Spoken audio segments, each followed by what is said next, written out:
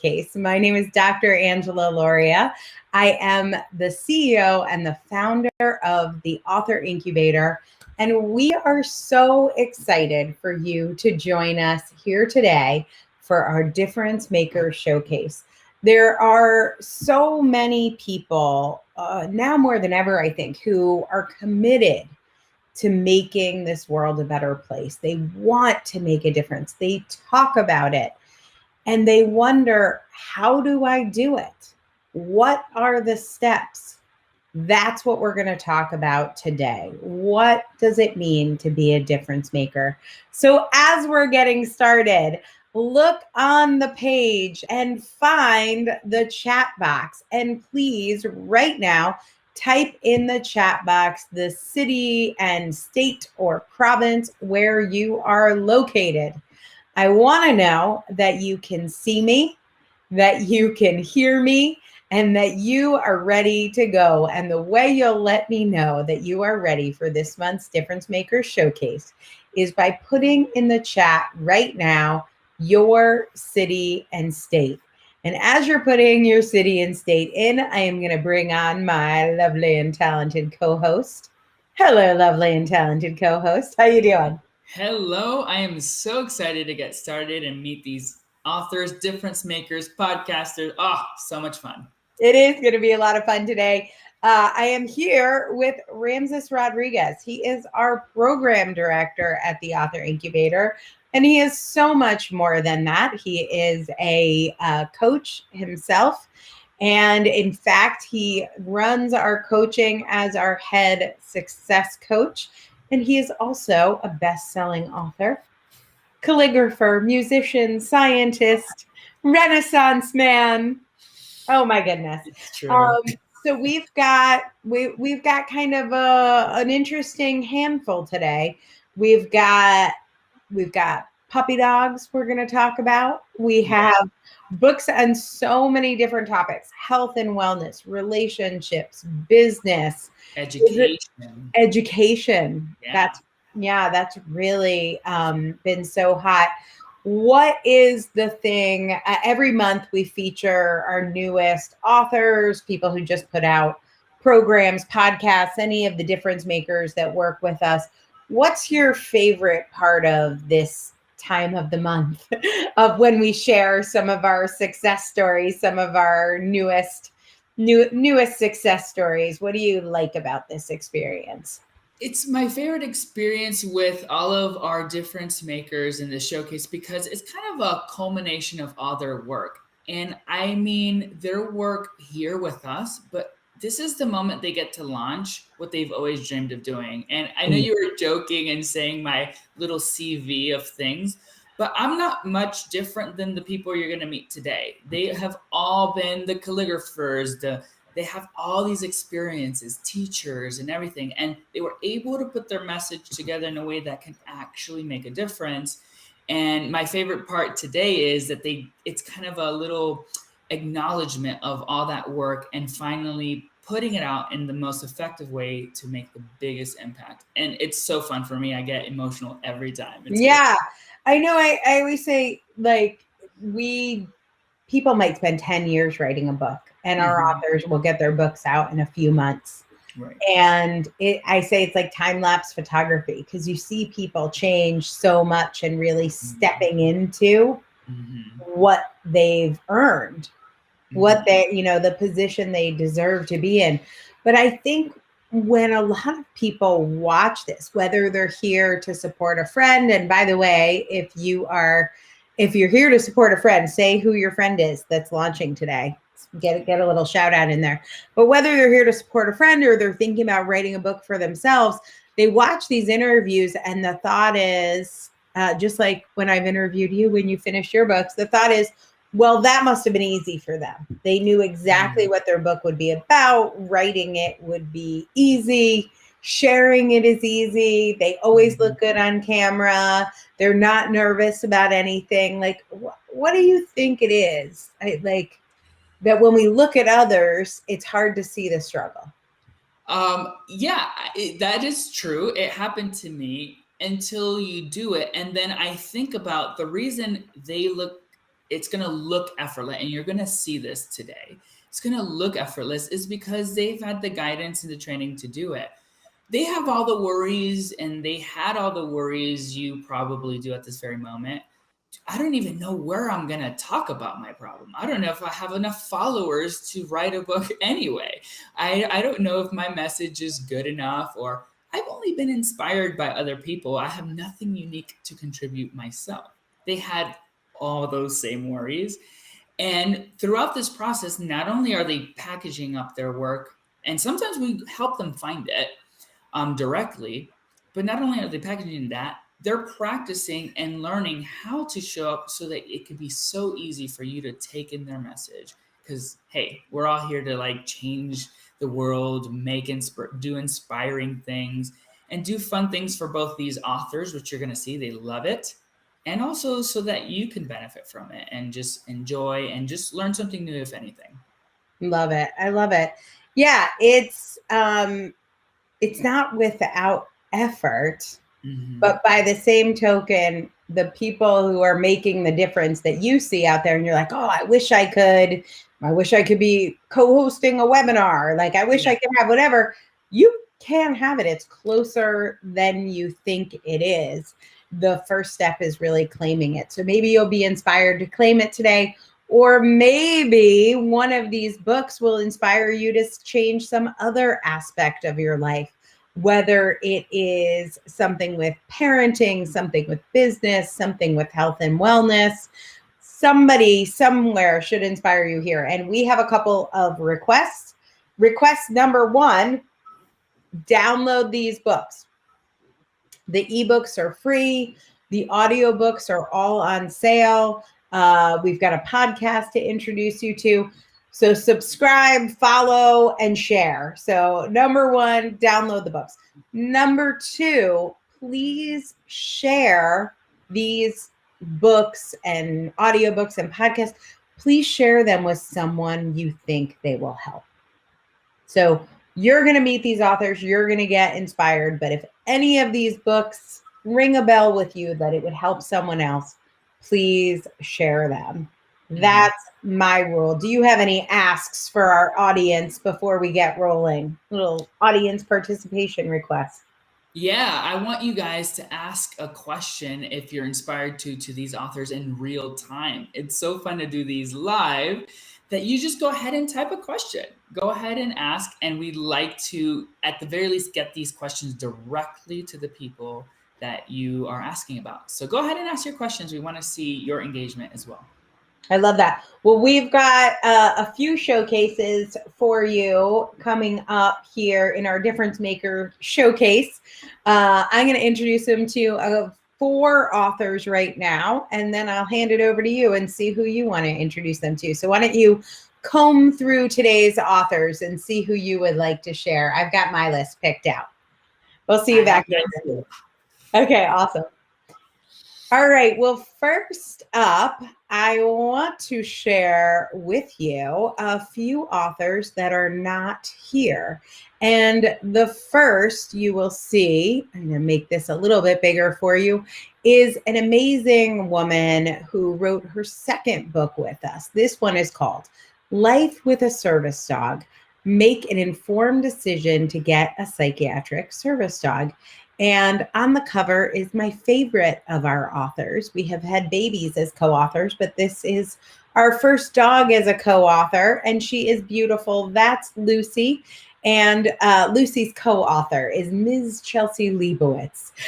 Chelsea is a pharmacist and an amazing healer who helps people with TMJ and other chronic pain conditions. And one of the things she does is help people make a decision about getting a psychiatric service dog. So you will see, and this is a good chance to practice this skill, but you will see further down on the page Chelsea's face and her book. on this page, and you can get it from Amazon right now. It is totally free. On my screen, you'll see it says read now. On yours, you'll want to click buy it now. You'll be buying it for $0. And this book could be yours, or you can get paperback for just $14.95 if you would like that as well. Next up, I want to introduce you to Kim Weaver. And Kim helps people develop their psychic skills. Intuitive and Psychic Development, a beginner's guide to deepening your spiritual gifts. You can learn more about Kim on her Author Central page, where you'll see her first book, Death is Not Goodbye, Connect with Your Loved Ones Again. You can see right here an interview that I did with Kim. Just press play on that. I wish I could show you Kim herself today, but she was tied up. But I still want to make sure that you get a copy of Intuitive and Psychic Development. Our next author is an amazing woman who wrote a book called The End is Near, Planning the Life You Want After the Kids Are Gone. Of course, she wrote this book without knowing our kids would all be coming back once COVID hit. So maybe your kids will leave again and you will need Amy Newhouse's book. You can listen to it now. Now, the advantage of listening to it is your kids won't catch you with this book. So that's the good news. They won't see the book laying around. You can just quietly put it onto your earphones and they'll never know you're reading a book about planning the life you want after the kids are gone. And last but not least is a powerful and important book by Dr. Achina Stein. Achina's book is What If It's Not Depression? Your Guide to Finding Answers and Solutions.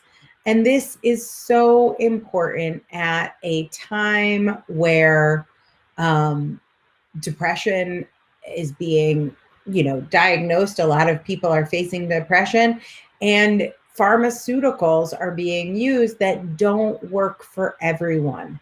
So the alternatives you'll hear about in What If It's Not Depression are going to give you other things to do other than taking meds. So it already has 2 5-star ratings. You can add your 5 stars. I love Lauren Pedersen's narration of this book.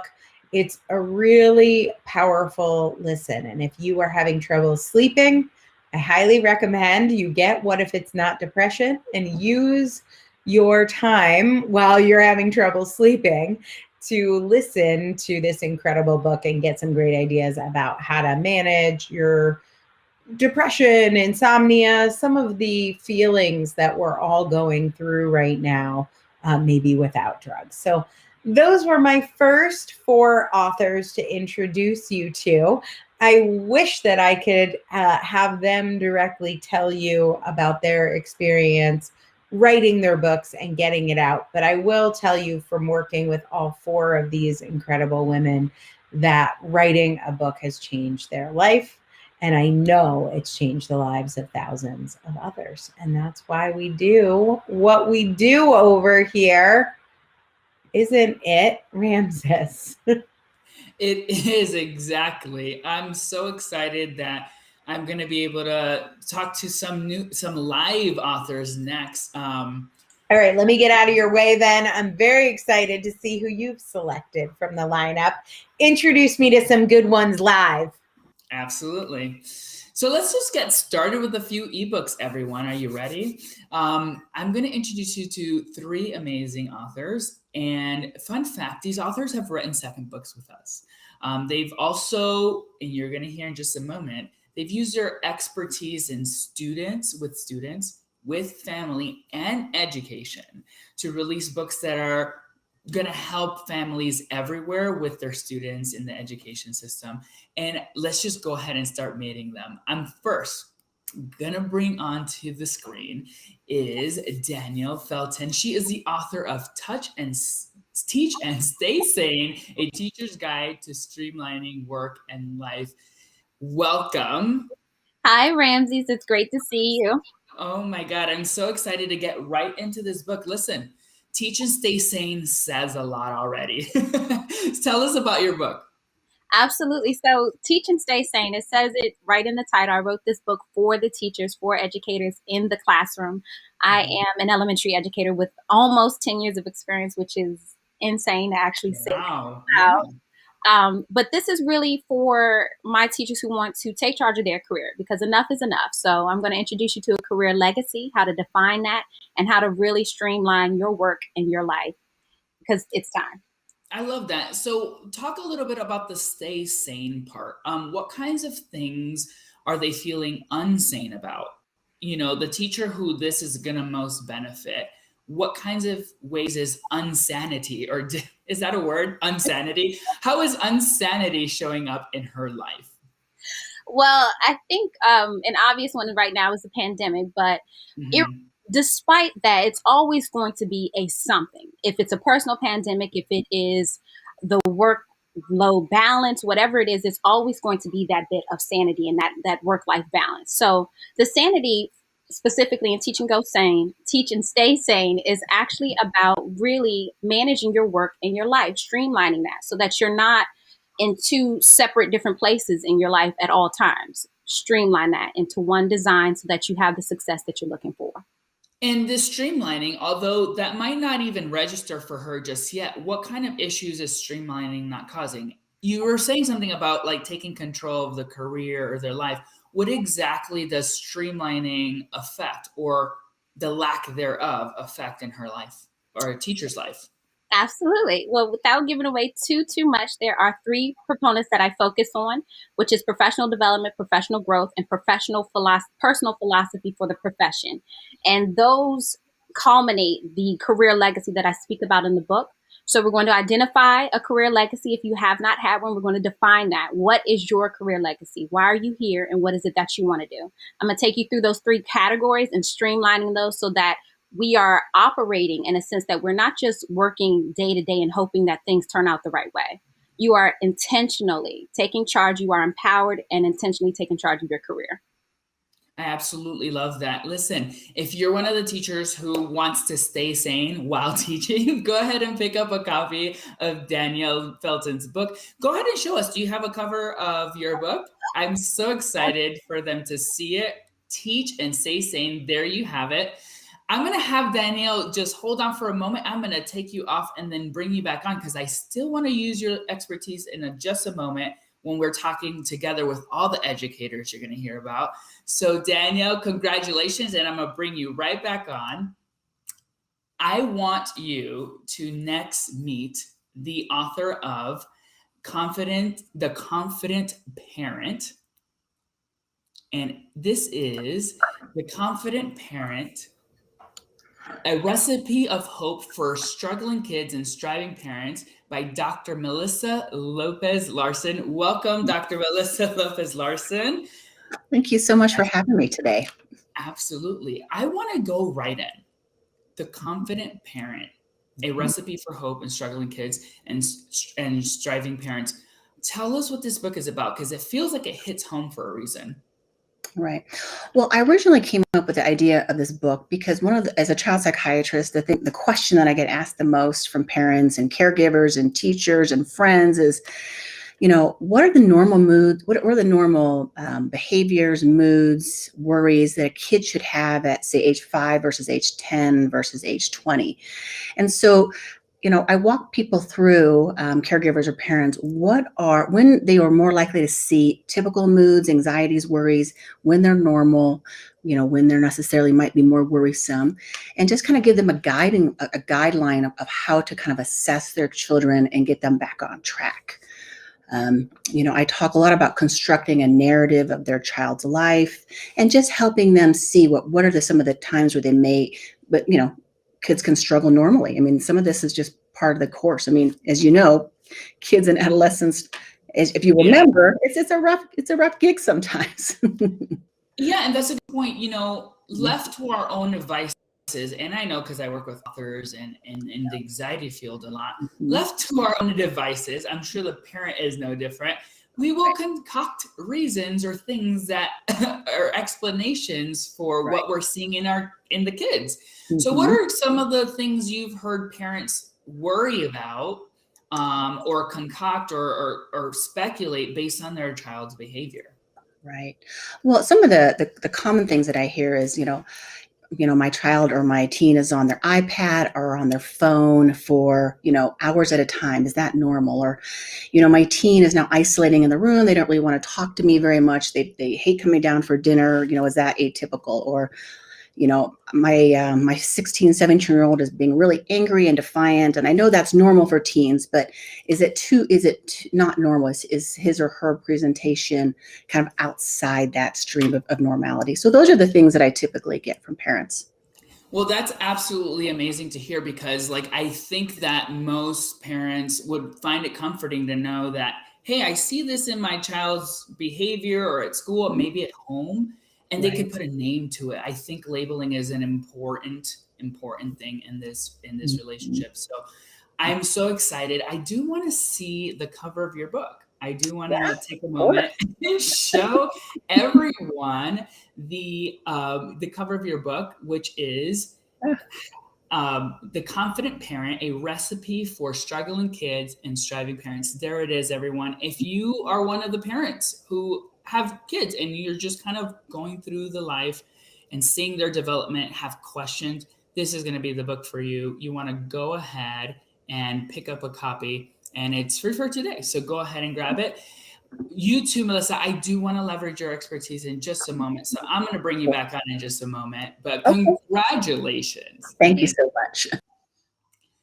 Next, I want to introduce you to Donna Marie Cozine, and she is the author of Happy Teachers, Joyful Students, Engaged Family. Here you have her, Donna Marie Cozine, Happy Teachers, Joyful Students, Engaged Families, a guide for building a school community that works. Welcome. Hi, Ramses. How are you? I'm so excited. I want to get right into this. When I saw the lineup and I was picking to interview you and really talk to you in the context of the education, I was very curious about this concept of a guide for building school community that works. Tell us a little bit about that. Yeah, so it was very exciting to write it. This is my second book with the Author Incubator.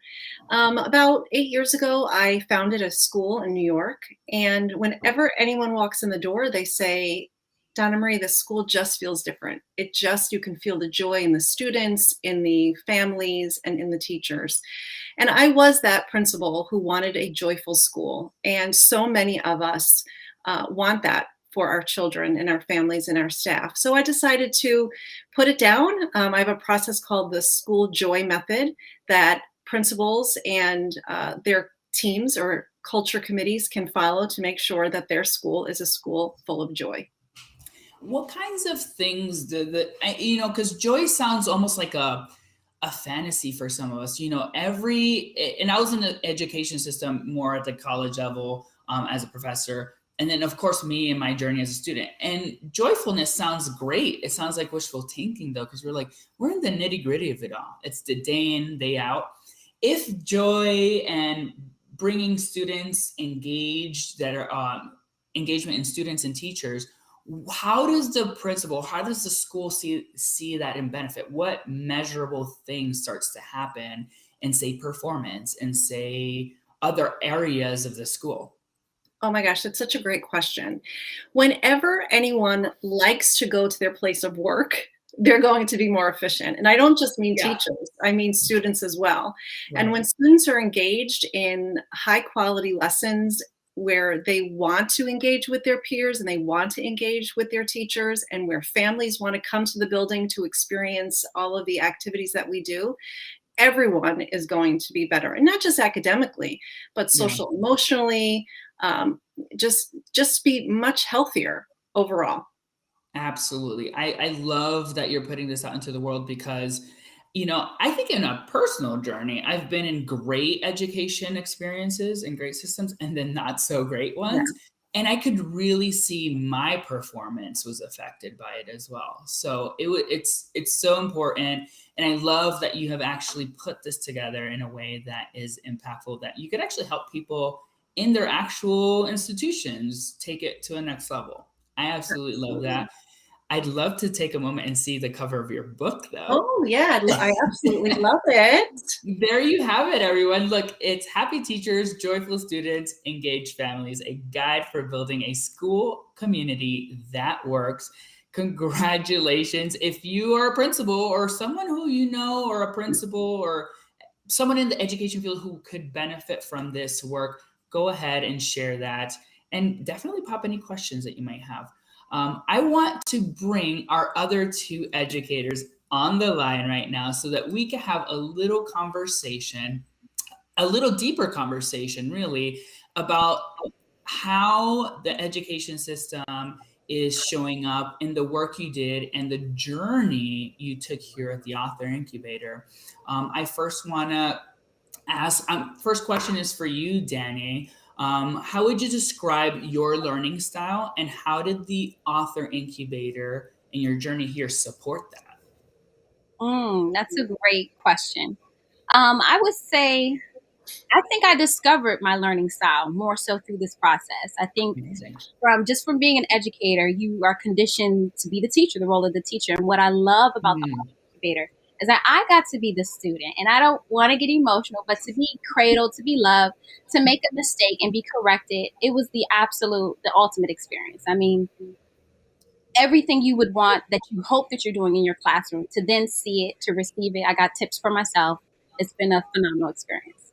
Oh, that's so amazing. And I've had the joy of being along with all three of you in your journey to writing this book. It's been so amazing, Danny.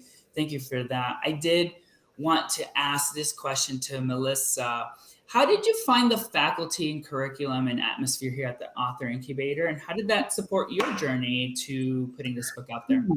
Yeah, so this is my second book, so I had a pretty good idea of what I was getting myself into this second round. I was more prepared, but I have to, it was nice because I knew the process, and it was very structured and the same. And the support that all the staff gives is amazing. Like, sometimes it's emotional support. Sometimes I just need to know how to manage the technology piece. And so I think it's been so lovely to just have, experts in so many different areas help you through this process. And it's a very well done, laid out process. And so thank you so much for helping me launch 2 books and write 2 books, because I never would have been able to do it on my own. And thank you for the deadlines. The deadline. And you bring up a great point, because sometimes we're in the nitty gritty. You know how busy, I think all of you have somewhat touched on how busy the teacher is. The life of the educator is ongoing busy.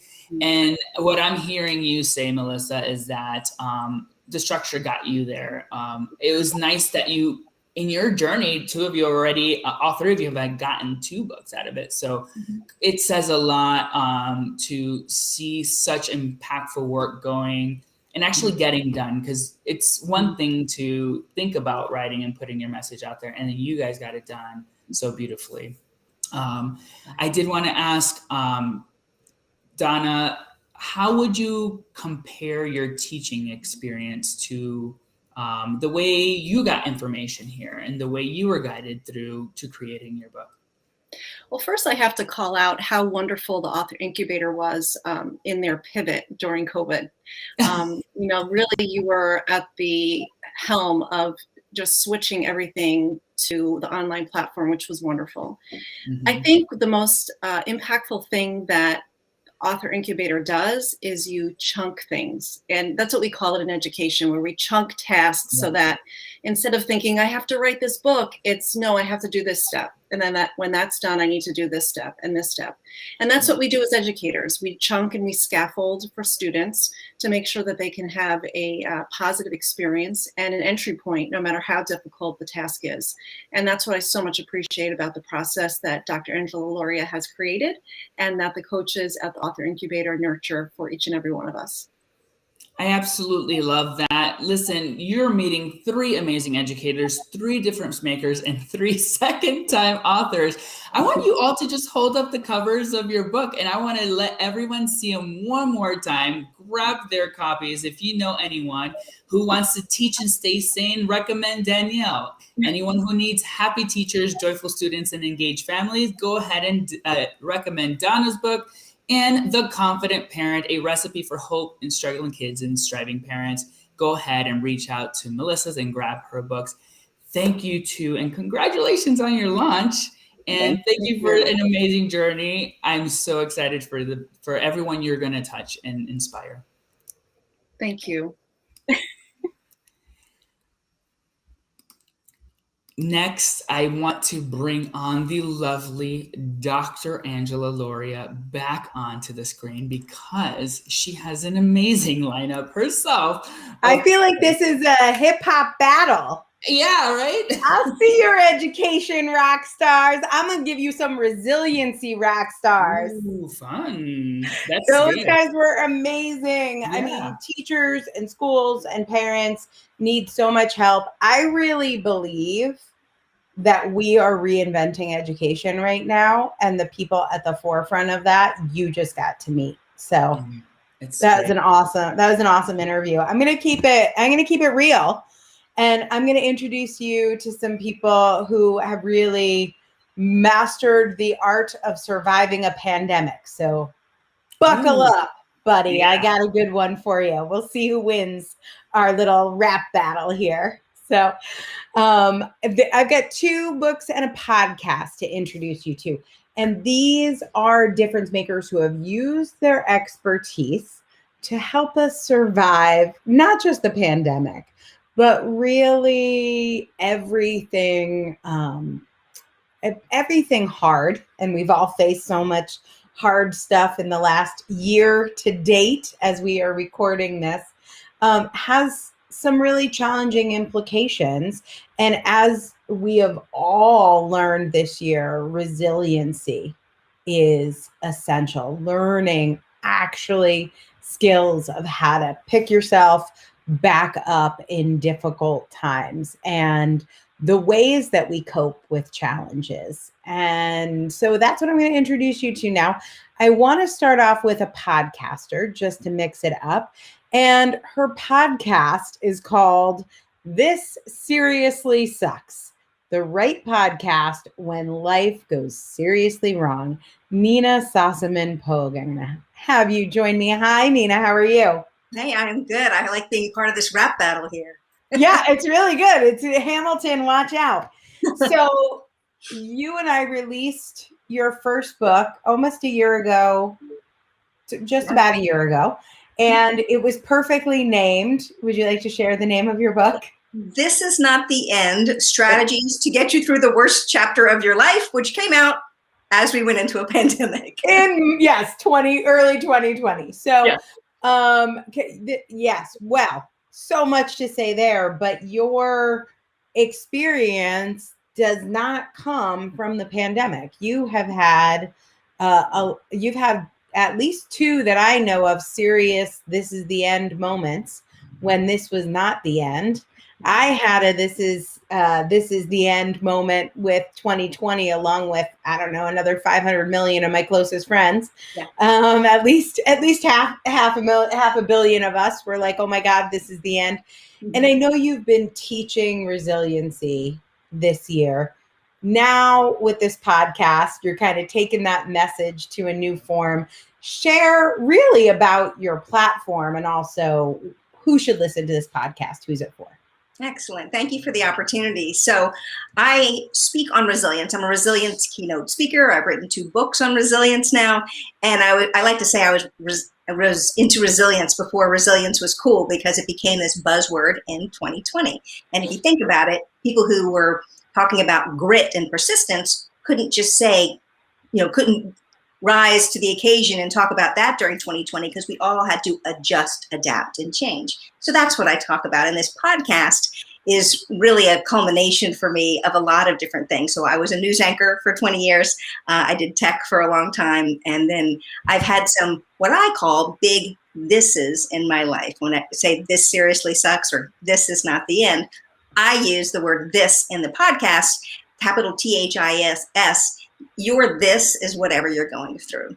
So this is in the podcast world that I'm jumping into is fun to do because I can talk to the listener and say, whatever your this is, and give them strategies to help them get through it and get to the other side. And it's been really a good opportunity for me to take that resiliency message, what do you do in the moments that are the hardest where you feel like you can't go on?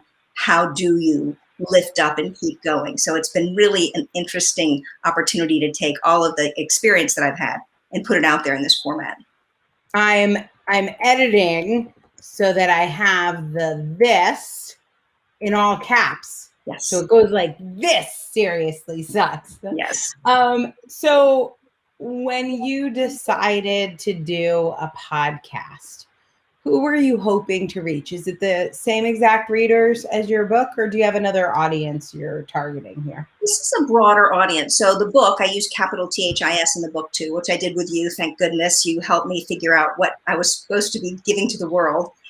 So in the book, it's really people going through a devastating life event, teaching them how to get through that event and come out stronger on the other side. This is similar, but it's also because I'm going to have guests. It's going to be for people who are also just need inspiration to get moving on the days where they feel like they can't get moving. So the first 6 episodes are me, and it's based on the book. This is not the end. It's the same type of strategies and stories that I tell in the book. And then the following episodes are all episodes with someone who has been through a big this, THIS, a big this at least 10 years ago. So I've got a young man who was a college athlete and who was paralyzed, and he went on to be a Paralympian and is married and has 3 kids. I've got a young man who went to prison as a young man and spent many years in prison, then got out, and now he's a dad and a grandpa and does amazing things in the community. And someone who has had cancer, and someone who has lost a child to suicide. So the idea for this audience is you could capture the first 6 episodes where it's just me talking about my book and strategies, but then you could maybe jump down to someone who really you could relate to and hear from them how they got through it. And in each episode, I ask them the 3 questions. What would you tell your younger self right now? What is one thing you know now that you wish you'd have known then? And for someone who's listening, what can they do today to get them moving forward and to make a difference for their future self? I love that. So powerful. And what I really love about this podcast is right now, the first season is out. So it's not just one episode. You can actually binge those whole first 6 episodes. I know that's what we're all doing around here. Spotify link is up on the screen. It's a lot to type in, but if you scroll down on the page, you will see a link. Subscribe, follow, share. Because we really want you to binge listen to this first season, and then interviews to come. So very exciting. Well, thank you so much. I'm going to just do a little screen share. Yay! Here it is. This seriously sucks. This link that you see here is in Spotify. So go ahead, click follow. I already have, and let me know what you think. Post your reviews. We are excited to hear about it. So congratulations, Nina Sossaman-Polk. So thank you so much for being with us. Would have never done it without you guys. It was really quite an experience. You had to kind of push me, but now I love it. I'm so thankful. Oh, yay. Well, I'm excited for the whole world to get to hear this podcast. I'm a big podcast person, so I'll be listening in. All right. Well, another thing that happened for a lot of us when we're super stressed out is carbs. Not just carbs, but really treating ourselves unfairly with food. And I think so many of us have faced challenges with food and eating and weight loss over the last year. It's the perfect time for you to know about a brand new book from the diet disruption queen, Jennifer Powder. I'm going to bring her on to talk about stop sabotaging your weight loss, why you do it, and how to fix it. So, Jennifer, I'm so excited about this book. Your timing, is pretty spot on. So many people I know I felt like I had my weight all under control before the pandemic, and then working from home, not working out, gyms are closed. I have for sure been sabotaging my weight loss. So It's the perfect storm. It was the it perfect really storm. is. Yeah, All right, absolutely. tell us what we need to know. Yeah, I wrote this book because there are so many women who are smart, educated. They could probably write their own book on nutrition and weight loss. And yet, some of us don't have a food problem. We have a self sabotage problem. And I know it because I had that problem. And this past year just really revealed all of the ways that our emotions can drive us into a state of frustration. And the running joke in so many communities that I'm a part of is, I gained the COVID-19. And so I think that once we learn how to identify self-sabotage and like recognize where and how it's happening, then we can do better with the food and the exercise and the true self-care.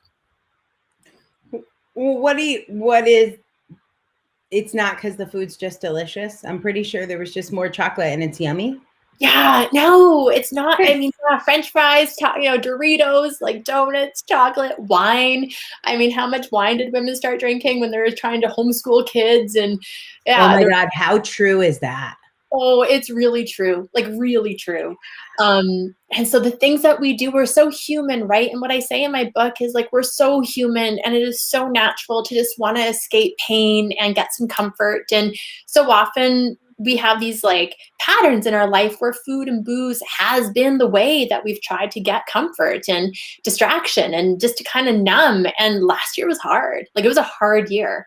If you can identify it, whether it's procrastination or bargaining, you bargain with yourself. I'm going to have this today, but I'm going to ride extra hard on my Peloton bike tomorrow. Or, you make these promises, but you break them. And so we don't recognize how our mind is just creating all sorts of little slippery slopes for us to go down. What is the side benefit that happens when you stop sabotaging your weight loss? What else happens for people? Mm-hmm. Yeah. Have you heard that thing, like how you do one thing is how you're operating in other areas of your life too? So when we learn how to stop sabotaging our weight loss, first of all, you start to lose weight, but you also start to get this confidence that you can do other things in your life too. Like you stop sabotaging in all of these other areas, whether it's career or relationship, or even, the relationships you're creating with kids or stepkids. Do you have a favorite client story you can share? Some miracle you watched happen? Oh my gosh, yes. So yes, I have so many. So I have a client who her daughter was getting married, and this was pre-COVID. So she had about 40 pounds to lose, and she kept putting off when her start date was going to be. Like the fall wasn't good, and then October came and it was Halloween, so she ate all the candy bars, and then it was November, so Thanksgiving and Christmas, so that wasn't a good time. Anyways, she went on to do this medical supervised weight loss program, which means you live on 500 calories and take injections. And she made it into her mother of the bride dress and felt, she looked good, but she felt awful. Her and her daughter had fought all the way leading up to her daughter's wedding. She had to leave at 9 o'clock because she was dizzy and lightheaded and irritable, and like it ruined the experience. And so she sort of came to me with her tail between the legs because there's so much shame in this. There's so much pain in the weight loss space. And once we laid out some of the science piece, but also the mindset work and the self-sabotaging tendencies. Oh, we lost Jennifer completely, but you got to hear her incredible story. And now I am going to share with you. Hopefully we will get her back, but I have such a fun share. Jennifer's book, As We Were Talking, went to #1. And there it is at the top of the Amazon bestseller list in diet therapy, right at #1. We love seeing this at the Author Incubator. Thank you for making it possible. And that does not mean you should not download her book. So scroll down the page, find her book, share it with a bestie. We are very, very excited that Jennifer Powder's book, it is called Stop Sabotaging Your Weight Loss, Why You Do It, and How to Fix It. very nice to see her coming in at number 1.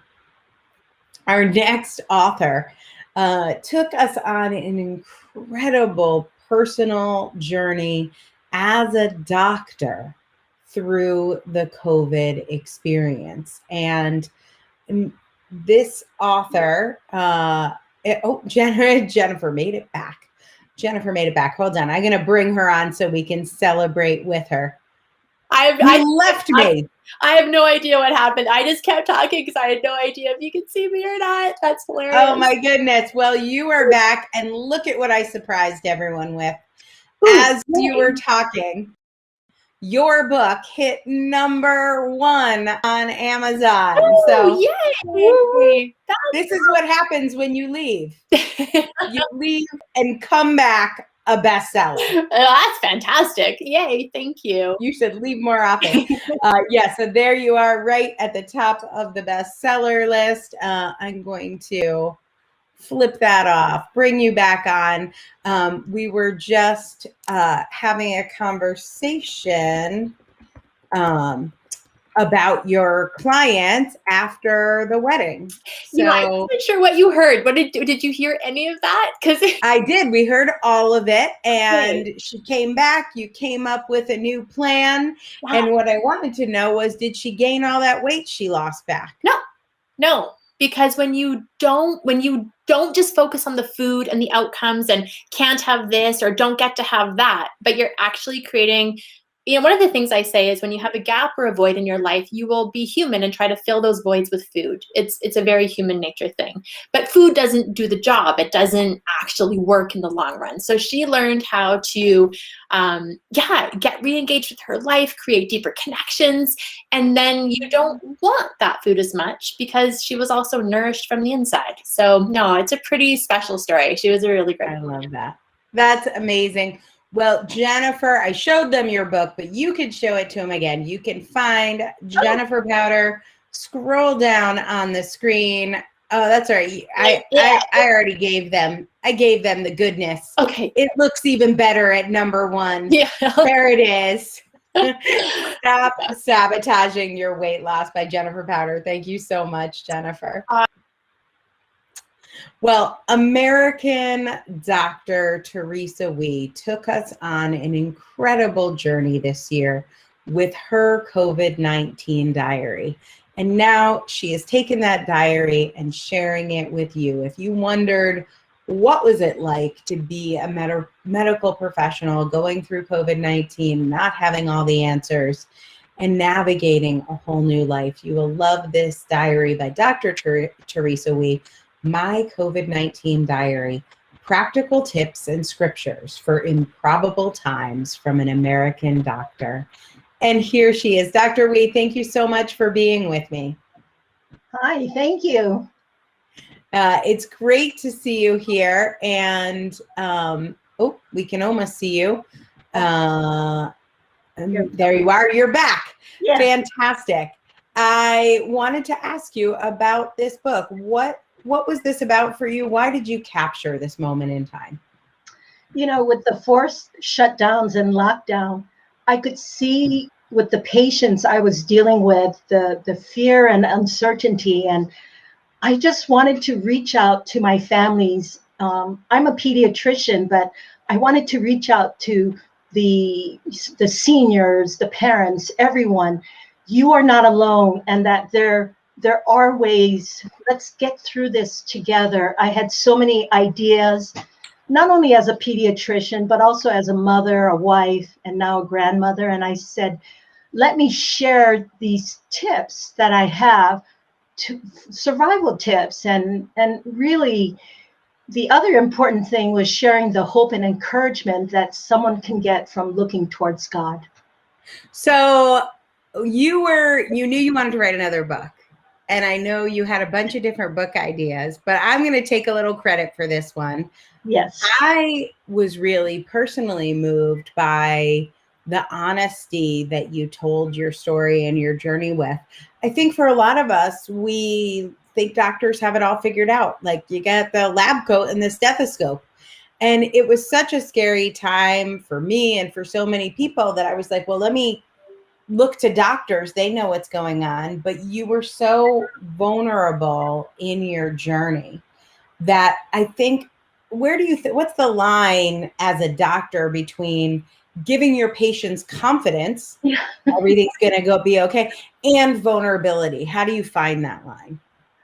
I think I felt that I had to be truthful to whoever was reading my blog, because I wanted them to know that we as doctors, we're trying our best to decipher all the different information coming at us. And we were just as confused as you were. And so I wanted people to know that we are trying our best. We're trying to continue to serve our patients, and yet there's all this uncertainty in the background. And I feel that when people can understand where I'm coming from, and the hope and the encouragement that I look towards God for, maybe that could help them in this uncertain times.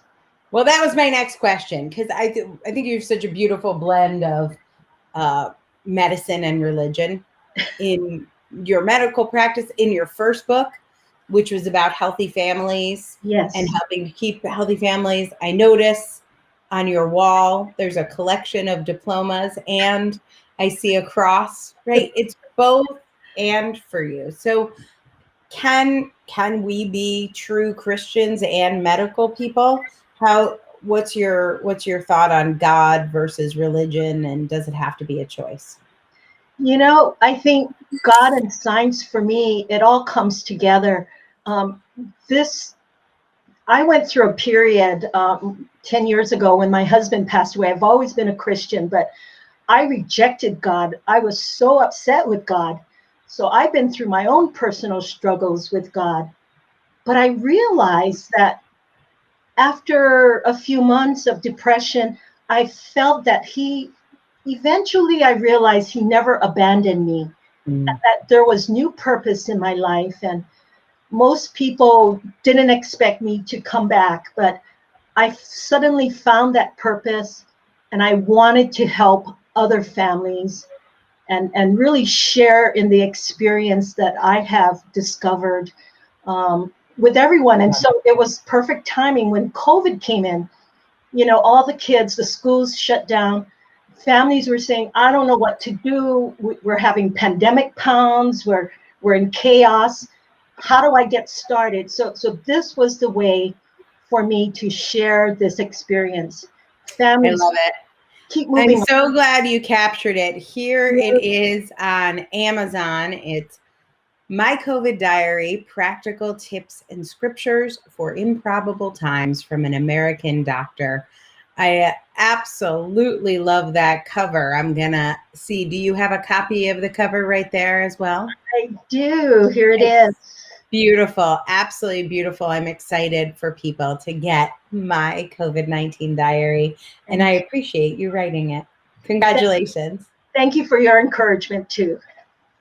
Well, don't go anywhere, because I am bringing back Nina Sossaman Pogue, your friend and fellow author, and I'm going to bring back on the line Jennifer Powder. Hello, ladies of resiliency. You have a new title. You are the court for resiliency. We've all gone through so much this past year, and whether it's leaning on religion, working some of your mindset tools to stop sabotaging yourself, whether it's weight loss or the other ways, learning skills of resiliency. You guys all really rushed to the problem at hand. You all really moved in and helped people to navigate through the changes. And we talk at the Author Incubator about helping difference makers. But difference makers have to be pretty flexible. They have to respond to the moment. You can't solve problems that don't exist anymore, and you have to be sensitive to the ones that do. I'm going to ask, let's see. I am going to ask Nina, why don't you start us off, and let's talk about the challenges that you faced launching a book You actually launched almost right at the beginning of a pandemic. And the ideas you thought you had, what you thought you were going to do, maybe traveling and speaking and what you thought was going to happen. And then how did you pivot? And also, how did the author incubator help you as you made that pivot? Oh, I'm so glad you asked me this, Angela. Yeah, so I launched this book, which it seems really wonderful. I launched a book about resilience right when everybody needed it. So one, because you had helped me craft my message and I knew so clearly what I could do to help, I jumped on a lot of podcasts and I helped a lot of people and did a lot of appearances and held some groups to try to help both businesses and individuals get through and be resilient, not just keep trying to do what they were doing, but get to that acceptance piece and make a change and go. So that was part of it. But personally, I also I had booked a whole bunch of keynote speeches at conferences all across the United States. And then Yay. they're all booked. I've got the deposits. I'm like, this is the best. And then they all went away. So I had a moment, my own moment where I had to think, okay, well, this is another resilient moment. What do I do? I have to read my own book. But it was so wonderful to be in the program because one, I was doing the podcast and I felt like I was helping. But two, I jumped in and did a second book with you. And then I committed to doing this podcast. So you gave me more purpose, and part of what we all need when things go south and we aren't sure what to do next, it really helps us to help others. And so being able to do the second book and use my brain and keep working hard helped me to get through it myself. And I was also helping others through it because no one woke up on January 1st, 2020 and said, my goal this year is to survive a pandemic. No one's goals were met. I remember being like mad at 2019. I take back everything I said 2019. It was amazing. I know. Oh my goodness. Yeah. So I had left a big corporate gig to go speak. So it was very disheartening to think that I put everything into this effort and then it wasn't going to work as I wanted. But it turned out through your program and being able to work with your folks. The second book is really something I feel it's called But I Want Both. It's for women working moms who don't want to quit their jobs. But it was really a good opportunity to work with your team and keep giving back and keep learning and growing through this. Love that. Well, Jennifer, you have the distinction of being the first person who I met who was affected by COVID. So your dad died, it must be almost a year ago because it was April 5th. Yeah. So I was in Washington for my book launch for my first book. Came home. So I'd been in Nashville, Washington, about 10 different US countries. I live in Canada. I got COVID, was flat on my back for 4 weeks, and then sort of picked myself up and then my dad died on April 5th. And then we had another death of a young person in August. And then January 1st, my best friend's 20-year-old son died. And talk about needing a container and a team to support my unconscious desire to sabotage, I literally had to walk my talk through the entire year. And I have so much compassion for people when life gets hard because I felt all of those old soothing tendencies that were once my own: drinking, eating, staying up late, just Netflix and chill, all of these things that robbed me of, like Nina said, purpose, meaning, serving others. And boy, yeah, it was 2020. Oh, yeah, awful. You're allowed to apologize to 2019 too. Yeah. So I wonder, a lot of people think once everything calms down in my life, then I'll be able to write a book, do the podcast, get the audiobook done. Like once everything calms down. Certainly this year, in the whole time, since your first book launched, things have not calmed down at all, even for a minute. How do you think you were able to move forward? Or what would you say to someone who's saying, I'm waiting for things to calm down to really make the difference I'm here to make?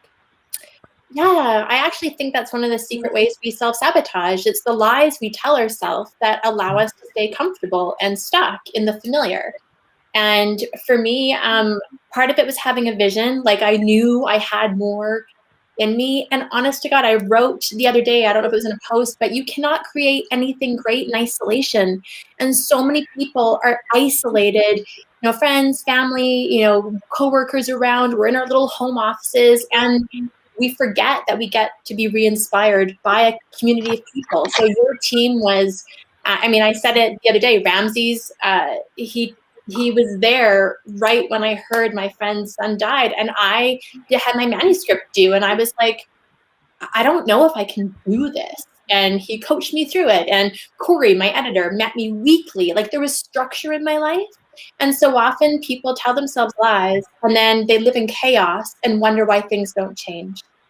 And so the structure and the support and the community were essential to my success, but also my ability to keep committed, to keep my commitments and to not betray myself. And I'm so grateful. I'm so grateful. I was crying yesterday, and I'm so grateful today. So that was in a post you wrote, and it was very beautiful. Yeah. So Teresa, you've had an incredible life. You're a successful doctor. I think one would think, what do you need the credential of author? Why would you you've got so many credentials, you got a wall full of credentials. How has being an author changed your life, the way people see you? Are you glad you're an author? What have you gotten out of that experience? I've been a pediatrician for 37 years in private practice, and with the sudden death of my husband, who was my business partner 10 years ago, I really gave up all hope. And I really feel that the author incubator, I had all of this passion in me. And one day someone asked me, what was your passion? And I said, I want to help others. And so I had this brewing inside of me. And then I just accidentally I saw an email about author incubator, and I was scared, but I went ahead and I applied, and I was accepted.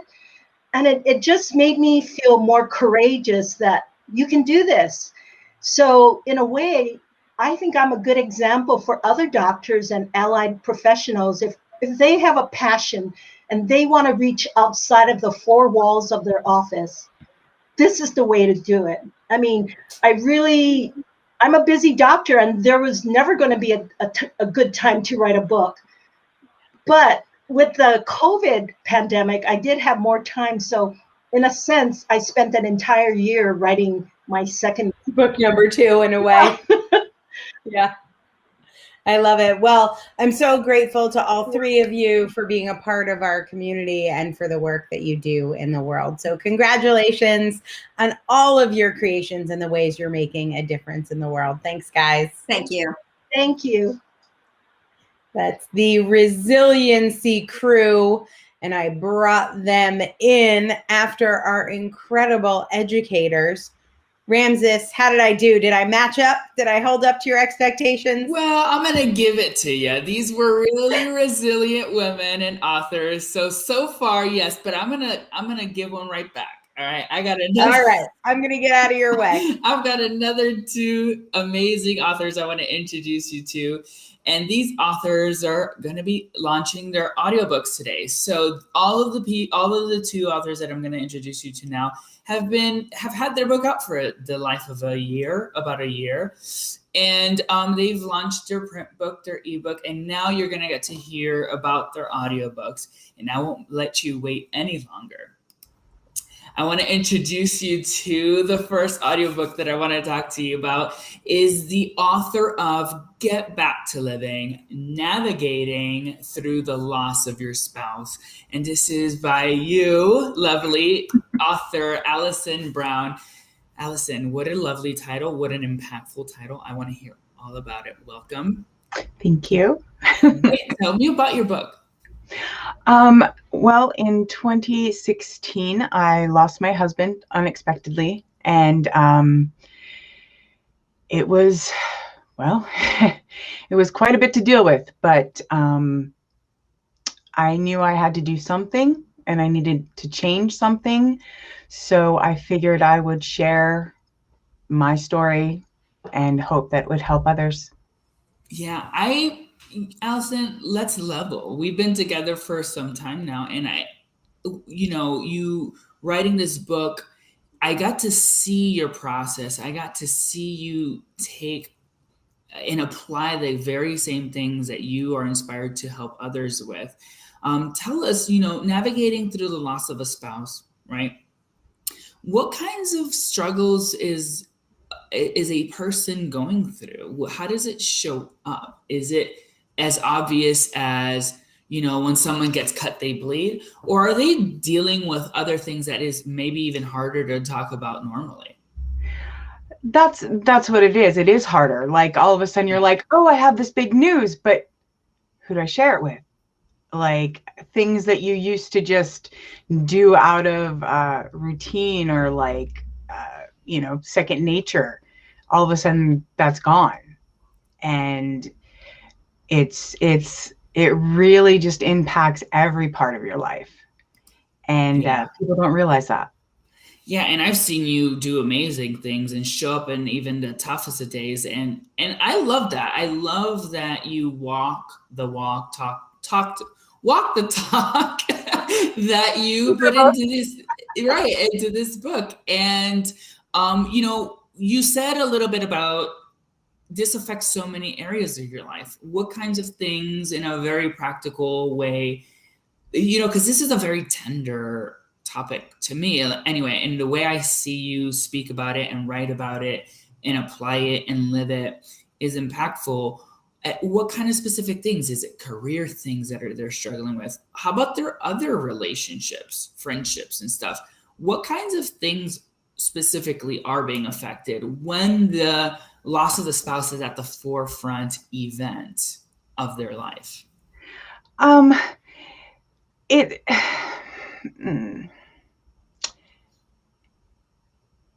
It does. It impacts like every relationship. Mm-hmm. Because there was this unit and now it's not a unit, it's you. And you have to redefine yourself and you have to redefine even the loss. And that's where I feel I have a little bit of a different spin on things, because I know he's gone, but he's not gone. I still communicate with him and I'm still able to notice when he's around, and that makes all the difference. And I think that's what I really wanted to share throughout my journey. Right. I absolutely love that. It's incredible. We're going to get to show everyone, go ahead and look underneath and find Allison's book. Check out her book. If you also are someone who's navigating through the loss of your spouse, Get Back to Living is the name of the game. This is going to be the book for you. And I have a little moment here that I want to share with you all as well. Here it is. Get Back to, hold on. Get Back to Living. The other one. The other one. We're going to show you the cover of the book, Get Back to Living. But listen, I want to talk to you a little bit about, here it is, Get Back to Living. You see it here first. Go ahead and grab a copy if you are navigating through the loss of your spouse. Or you know what? You're all very helpful. I just love the community we're a part of. And if you know someone who has lost a spouse, get them that book. And this is an audiobook, by the way. So go ahead. And the beautiful thing is that this is, like I said, and Allison, you modeled this beautifully. It's so tender. You could do this in the privacy of between your own two ears, right? Go ahead and grab a copy of her book and definitely listen to it, the audiobook. It is such an amazing read, such an amazing listen, and you've done an amazing job with this. So I wanted to ask you a little bit about your journey in creating this, this such a personal experience. How has the Author Incubator work with you helped you with this throughout the entire year of launching your print book, your ebook, and now your audiobook? How have we helped you with that? Without even knowing it. So many of the dates lined up to dates. My second book launch happened to be right around his birthday. My first my first launch was around the time of, or the first, when I finished the book, it was around the time of his memorial. Amazing. Yeah. So the author incubator is lined up to be there for me on the hardest days. So what I'm hearing, we helped with the synchronicities of it all, right? Absolutely. How amazing is that? And the process of it, right? You know, anyone is going to be going through something like this. And we have people who are watching right now who are going through an event that is a loss of some sort. How important is structure then at that point? You know, how important is a process? Because you have enough of your headspace that is, and your emotions and your psyche and your spirit is consumed in a way. Tell me a little bit about that support and how it may have helped. Having the structure, having like, okay, I have to do this by then, this has to be done this way, that has really helped. It keeps you in line, and it gives you like little, more than goals, it's like hope. Okay, my next hope that I have to, you know, get through.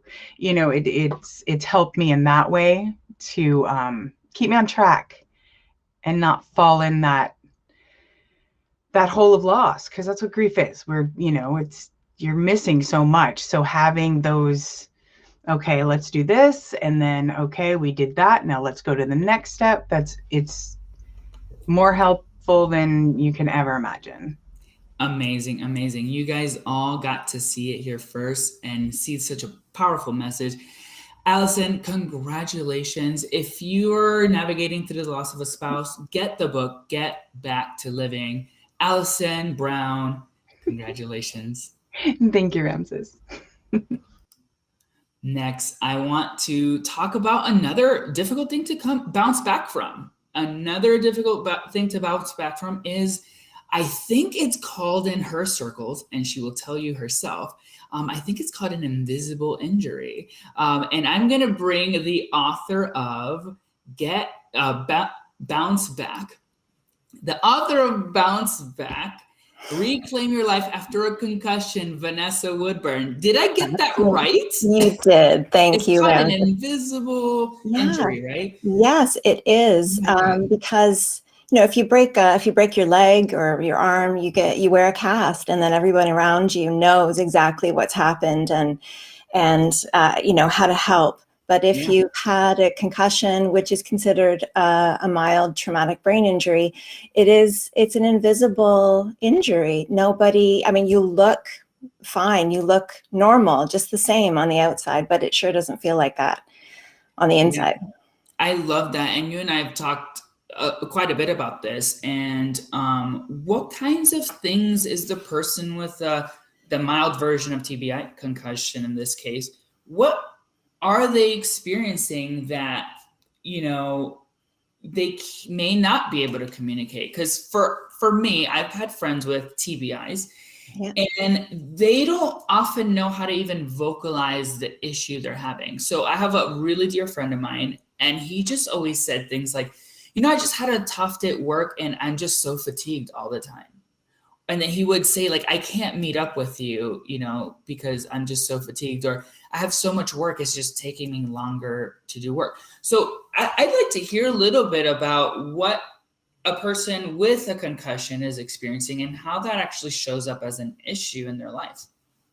Yeah, well, for your friend, and this is very common, he may have been experiencing like really an overload of sensory issues, which does affect our ability to go out and hang out with friends and do all the things that we used to do, or think about just getting out in your community or going to work. And if you're impacted by visual issues or by auditory sensory issues, by your balance being off, it can really affect everything in your life. I think that also one thing or a range of things that people find really, really hard to explain is how different it feels on the inside when you've really been rattled to the core like that, right? Like your brain has gone through this firestorm. And so you're feeling fatigue, but also what I hear time and time again from people in the concussion community, and this was my experience as well, is that it really makes you question, like, who am I now? What am I good at now? I can't do the things that I could do before really easily. So what's my identity now? And it's a struggle with those kinds of things. Again, it's a very invisible struggle. Oh my God. And I swear everything you just said are things he's been trying to vocalize to me. Okay. And even now, me listening to you, I'm like, this is what he's experiencing. Yeah. So it's you can very be a good, amazing. better friend for him now.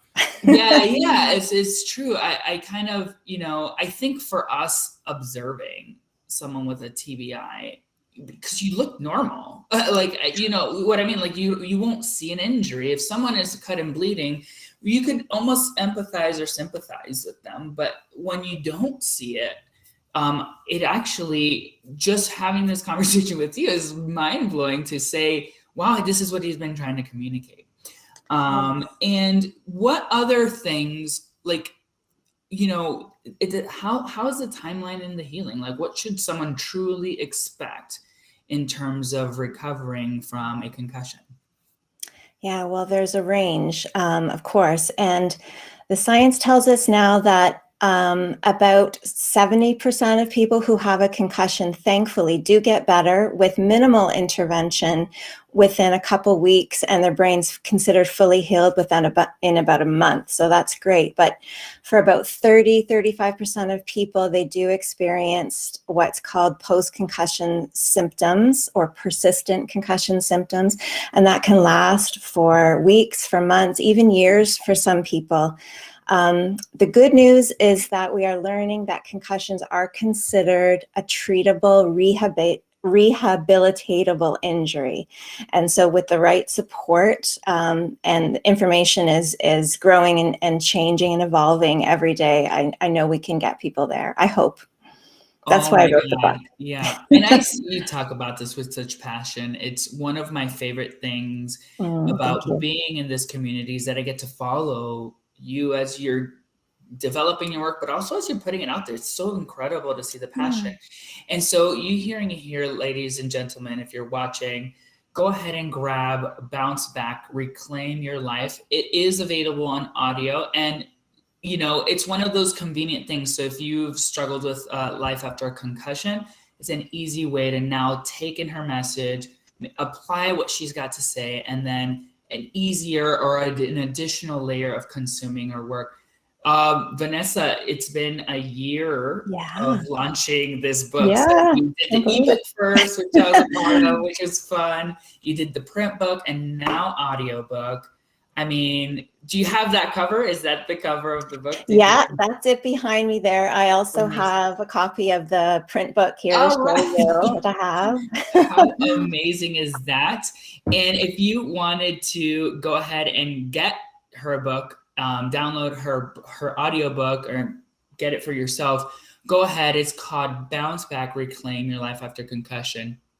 I want to ask you a little bit about what was the support like, because you said that there's an ability to rehab a life after a concussion. Yeah. What would a process like this be like for you and your experience in developing something when you also have your health to tend to? What was your experience here with the Author Incubator and supporting you through writing your book like this? Yeah, well, it's a good question. I've been listening to some of the other interviews that came before me, and they were talking about, life events and resilience and all those kinds of things. And so that was my story as well. When I joined the Author Incubator, I was so excited to write this book, and my mother passed away unexpectedly just after I had started the process. And I found myself writing this book about bouncing back and literally having to live it at the same time. And I was so grateful for you, Ramses, specifically. I know you walked me through many days where you were helping me see exactly what was in my heart to put in this book was what I was actually having to practice for myself at the same time. So it was this time I couldn't have done it without you. Absolutely. No, I just think it's an incredible thing that it just speaks to your message and the efficacy of support, because I think the mission you're on is to help people recover from this. And for you to perform at such a high level, even though is a testament to the work that I've seen you apply your own work for yourself and the people you're reaching out to. So it's been such an honor to be there and see that and witness that. I absolutely love it. Go ahead. If you are also trying to recover and heal from a concussion, get the book Bounce Back, now available on ebook, on print book, and on audiobook for your convenience. Congratulations, Vanessa. So exciting. Thank you. Thank you so much. Awesome. Now I want to bring back the amazing Dr. Angela Lauria, who is going to wrap up our day today. And she has another amazing. A few more authors. I have a little more to share. I was like, I just sent you some good ones. I was going to say, let's do a quick commercial break. I'm going to put up the link to our Facebook group. You can actually go to Difference Makers Club, or there's the link there to the Facebook group. Ramses and I hang out in there. And if you are thinking about writing a book, join us in the Difference Makers Club. You can also check out the Author Incubator on Facebook. So like us, rate, and share, whatever you're supposed to do. And I'll just say now, for those of you who are thinking about writing a book, the authorincubator.com is a great place to share some of your thoughts. If you think it's a fit for you to write a book, if you want to be the change you wish to see in the world and get your book out there. Any advice, Ramses, you have for somebody who is thinking about writing a book themselves? Yeah, I have many different advice, but I think a common one, two common ones are what I was alluding to at the beginning of our showcase today, which is a lot of people think they're not good enough. They think that what their experience is boring. No one's going to want their help. No one's going to want their message. And I always say this, what would make your experience any different? What makes the qualified person qualified, right? It's a good thought to think about. And another thing that really gets people caught up is, who would listen to it anyway? How would I even get my message out to the masses, right? I only know like 2 people on Facebook, right? And so they worry about these things, and you probably are one of them who worry about the things like, how would I package this up? How would I get it in front of people's eyeballs? And that, to me, I would say is, let's mitigate that and not make that an issue, because that's what we help you with. That's what we do. Absolutely. Let us not make that an issue. That is why you would write a book with us instead of doing it on your own. If you know exactly what to write about, how to market it, how to get it into lots of people's hands, how to sell a lot of copies, how to get it edited, and how to have a beautiful cover, you pretty much have no reason to hire us. Those are all the things. So if you're not sure what your book should be about, if you don't know how to market it, if you're not sure your expertise is good enough, if you're not sure how to position yourself in the landscape of the marketplace, those are all the things that our clients hire us for. So links on the screen. If you want to write a book with us, you get to work with Ramses and I and make sure your book gets done. But you will also get to work with our amazing editorial and design staff. You've heard a couple shout outs, and maybe I'll get you a couple more with my last few authors. So stay with us. I've still got 3 more authors to introduce you to. Ramses, thank you so much for those amazing interviews. Well, look, the reason I push so hard for people to write a book is it is the single best way to build a business.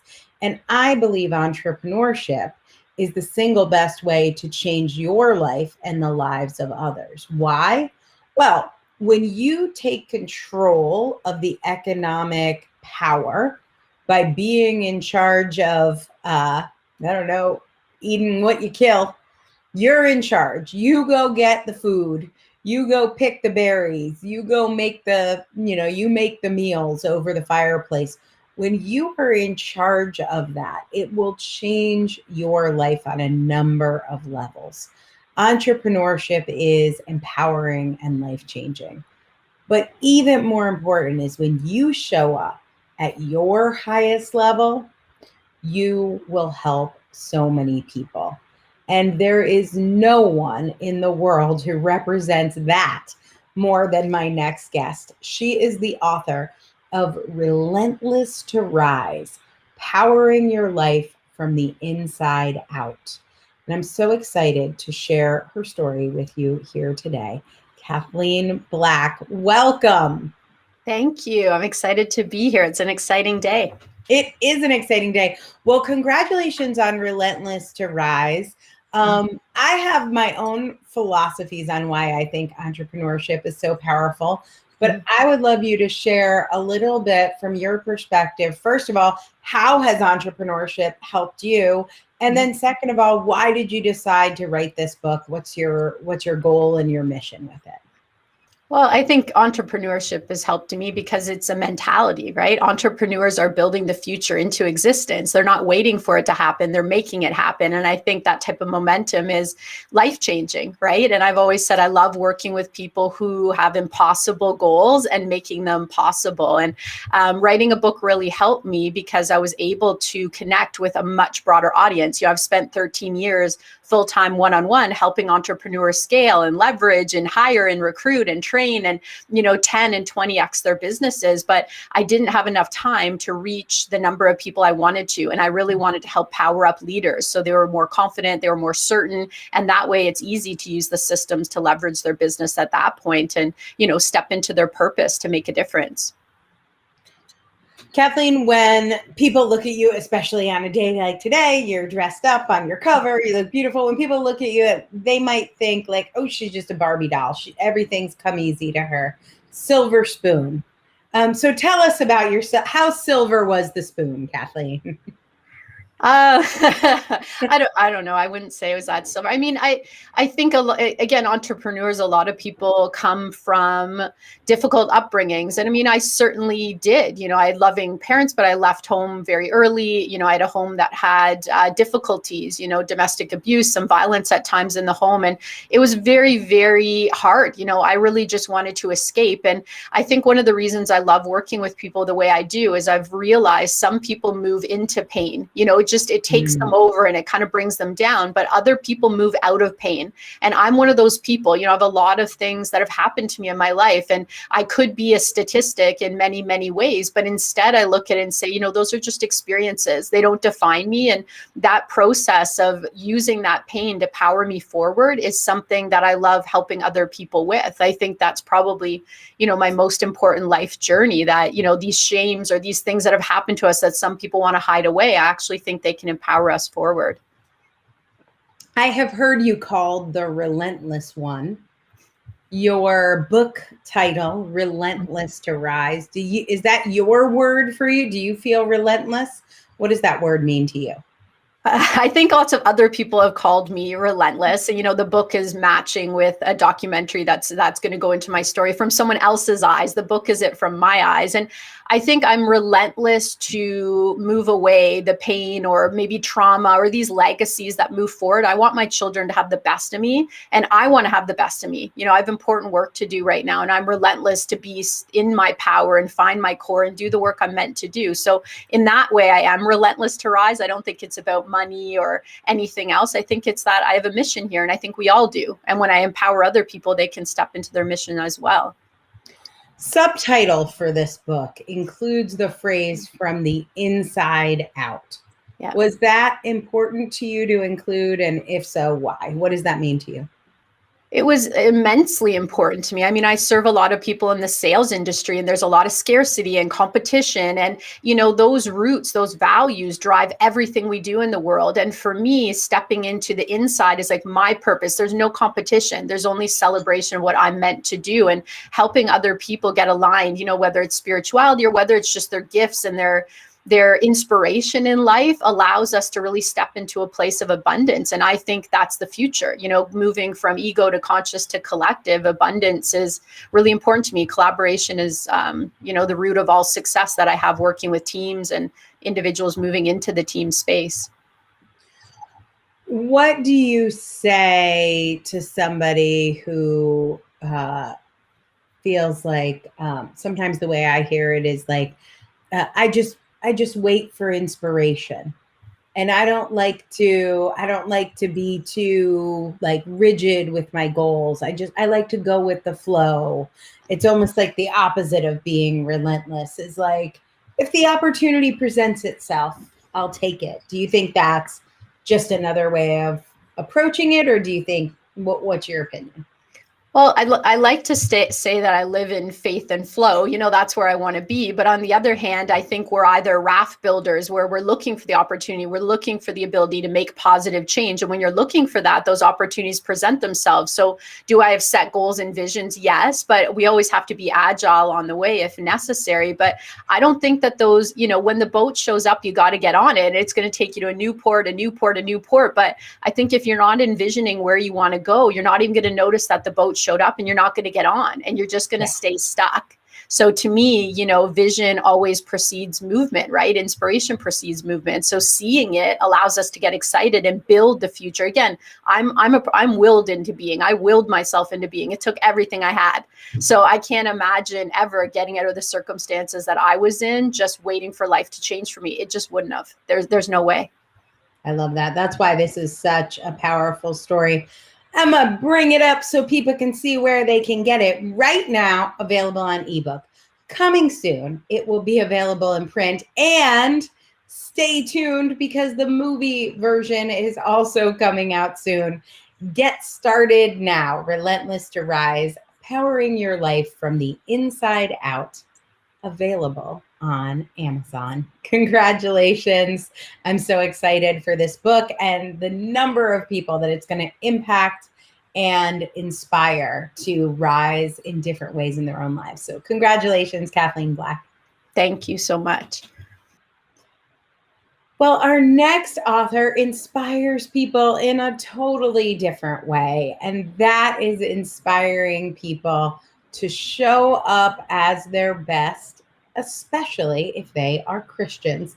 Her book is called The Well-Paid Christian, a spirit-centered guide to showing up as your best self in society. Lauren Amadian, and I'm going to bring her up. Lauren Amadian. So, The Well-Paid Christian. Tell me, there it is, so beautiful. Tell me, what's your calling here? What's your mission with this book? This book was specifically for younger women in their late 20s, feeling like their career is not going in the way they'd like. They have this decision: do I go into full-time ministry because of my beliefs, or do I go into business because this is where all my dreams are? And so, go ahead. Yeah, I was going to say, I'm going to pop back in here. What's your, why you? Tell us a little bit more about you and your background and how you came to write this book. Sure. So for me, I had a very wide variety in my history, a lot of cultures, a lot of traveling, a lot of education. And even as your previous guest, Kathleen, said, you know, I came from a background that was very difficult, and I had the choice, you know, to educate myself, and I took on the belief of following Christ and studied it myself. And as I came into other circles who claimed to have the same beliefs as I did, I felt like I didn't really belong. And when I went into the business world where all my dreams were, I felt like I didn't quite belong there either. And eventually I did find those who kind of met me in the middle, but it took me a long, long time to realize who those people were and why people who claim to follow Christ didn't always in Western North America have the same beliefs that I did. Okay, I want you to share a little bit more about that. There are some, and I think some of this is even denominational or stronger in certain denominations, but there is sometimes a feeling about money, but money, career growth, kind of more even the pursuit of money as being evil. I may even be, is that a Christian saying, money is the root of all evil? Like sometimes I hear that from Christian circles. And then there's this other Christian world of like the book of Job and prosperity, the prosperity gospel and all of that. So do you think there's a both and here? Is this a debate you fall on one side of? Where do you come down the line? Sure. So for me, just loving to see how different people walk from all walks of life. I did do ministry for a while as a single woman. I have been in business as a single woman.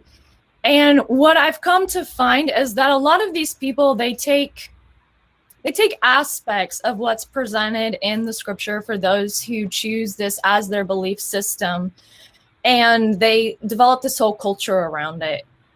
And then, cultures produce stereotypes, which produces a lot of stigmas and, a lot of division. But for me, I feel that the truths presented in the word are they're normal, they're relevant. It talks about, okay, money shouldn't be your God, but if you follow God, you will have this abundance in your life. And it's all about just enjoying the life you're given, doing the best for you and those around you. And I think sometimes that message overcomplicated in Christian circles. Yeah, I definitely think you nailed it with that. I want to show people your beautiful book cover. You have it there, but I'm going to bring it up right here because I think it's so gorgeous. And I'm even going to make it a little bit bigger because it is one of the most beautiful book covers I have ever seen. It is The Well-Paid Christian, a spirit-centered guide to showing up as your best self in society.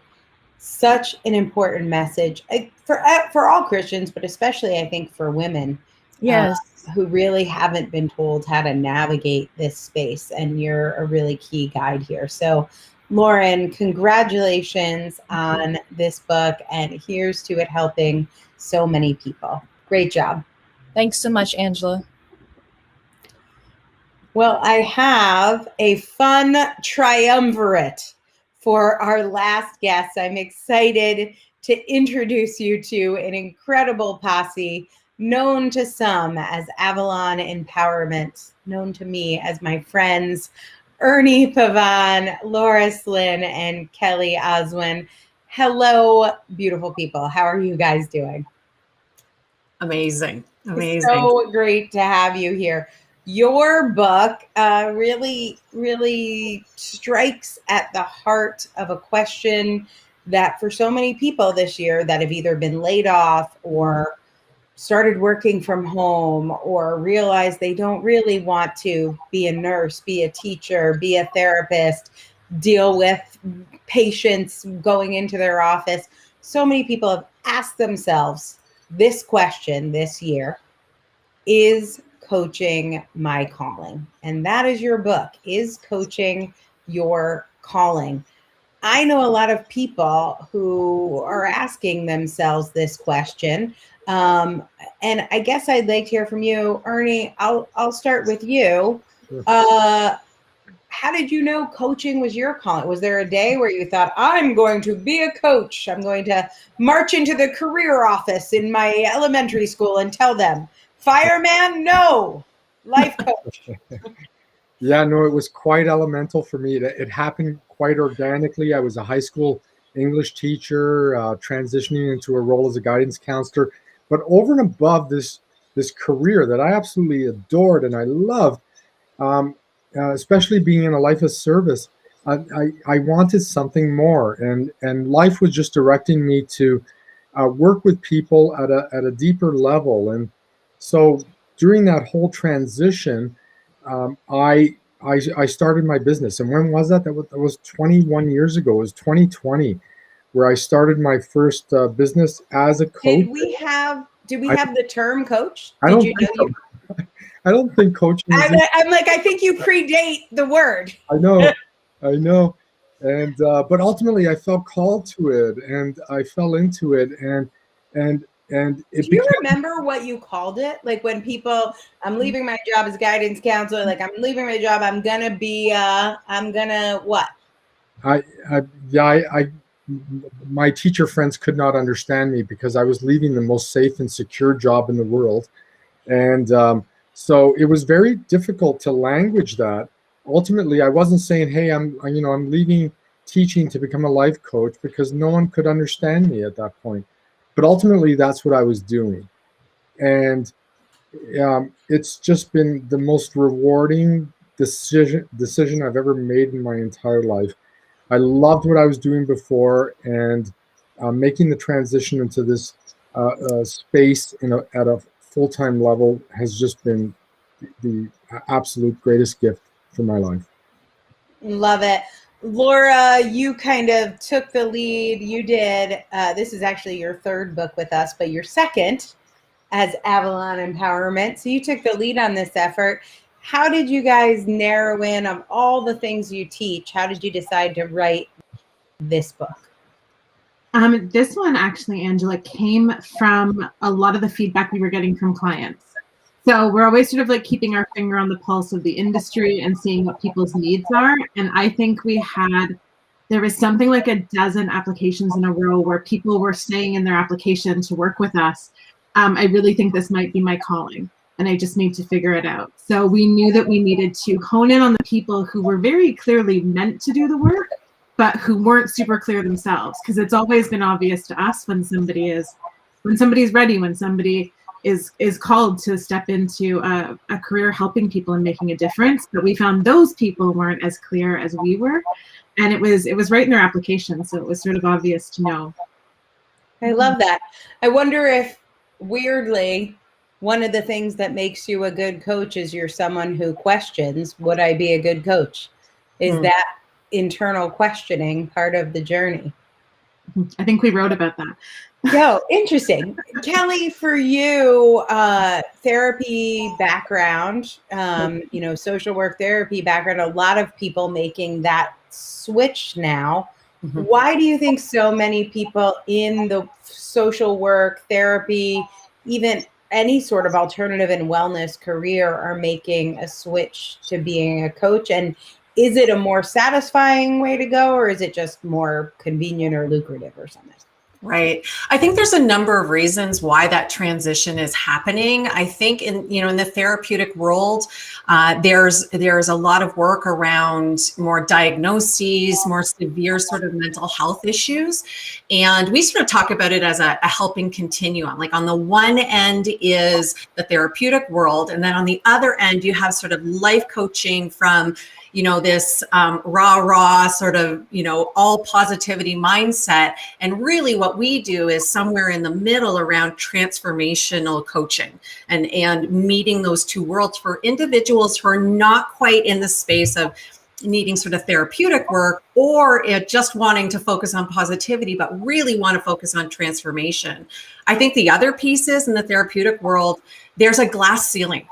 There is a ceiling that is there. And I know for me working in nonprofit, that ceiling was very low and very suffocating. And so I think for so many people who move into that coaching world from the therapeutic world, it opens up the box. It opens up the ability to work with more people. I love that. I'm going to bring up your book. Hopefully there it is. I might make it a little big too, because I absolutely love these colors. Is Coaching Your Calling available right now? I have one last question. I'm going to throw it to you, Laura. But you guys can all jump in. I'll leave the screen like this. Who works with you? You guys certify coaches. And you don't only just teach people how to be coaches, but you teach them the business side, how to get clients, how to be good coaches. I think a lot of people do a coach training and then they leave you out there. You guys have practicum, you have business help, you've got more support you can shake a stick at. Who is the right person? If somebody's watching this and they're thinking, oh, I'm getting that book, this is the year, I'm going to decide if I should be a coach. Who are the people that come to you guys? It's the people who are already doing it. They just haven't claimed that and decided they're going to make money from it and have a business. So it's people who constantly have people saying things like, wow, I've never told anybody this before, but, and the people who are like the friend's shoulder and the natural counselor. So I know even when I looked at my career history from working in like car repo depots to advertising agencies, I was always coaching. And so it's the people who are come so naturally, but they might not have figured out either how to turn that into a business, or if they have decided to have a business, how to monetize it. So it's really a way of like deconstructing that genius in people and teaching them very specific tools to both work with others but build their business around. Oh, I love that. Good answer, but it brought up another question for me. I said it was the last one, but I have one more for Ernie. All of you guys are geniuses at transformation, but changing people's lives is sort of what you're famous for, Ernie, and creating fast transformation. Kelly used that term before. It's not exactly therapy, crying on the couch, but it's not exactly rah, rah, let's do a marathon and get your personal best time. It's somewhere in between there. What are we transforming from? What are these miracles I hear you pull off? What is the transformation that's in your sweet spot? It's definitely in all of our sweet spots,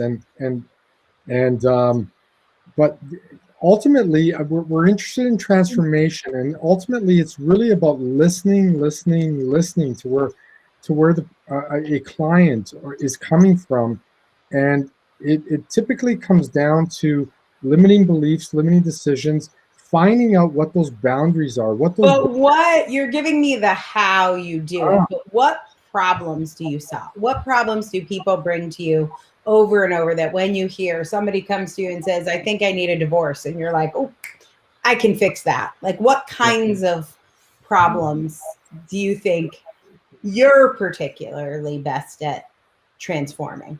Me personally? Yeah.